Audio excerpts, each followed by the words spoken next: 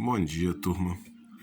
Hoje nós vamos continuar o nosso estudo sobre os gases e, como nós vimos nas semanas anteriores, nós temos as variáveis de estado físico, que são a pressão, o volume e a temperatura.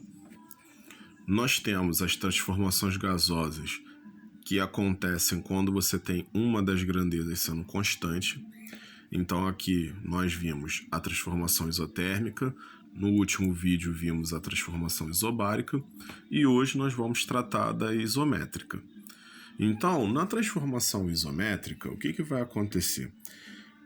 A nossa grandeza que vai ser constante dessa vez é o volume.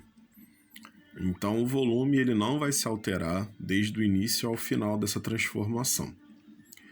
Aqui, como a gente pode perceber, tanto a pressão como a temperatura elas vão ser variáveis, ou seja, elas vão mudar no decorrer do processo.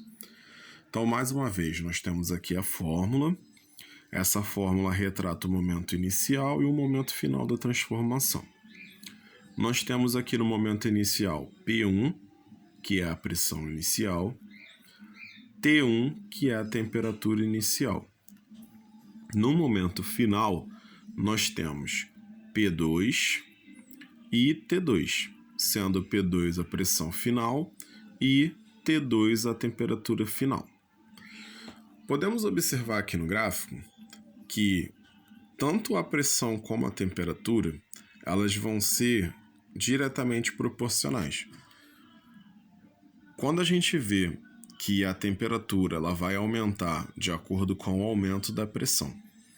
Então aqui a gente tem pressão inicial, que é uma pressão menor, ligada com a temperatura inicial, que é uma temperatura menor, tá vendo?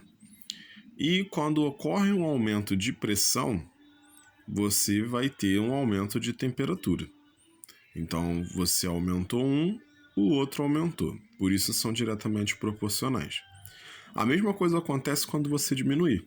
Se por um acaso você tem uma temperatura alta no início da transformação e no final da transformação você vai ter uma temperatura baixa, a mesma coisa vai acontecer com a pressão. Então você vai ter uma pressão maior no início e no fim você vai ter uma pressão menor. Então aqui a gente encerra o vídeo sobre as transformações onde uma das variáveis elas vai ser constante. E no próximo vídeo a gente vai aprender a calcular essas unidades, tá? Essas grandezas, utilizando esta fórmula aqui, tá bom? De pressão e temperatura.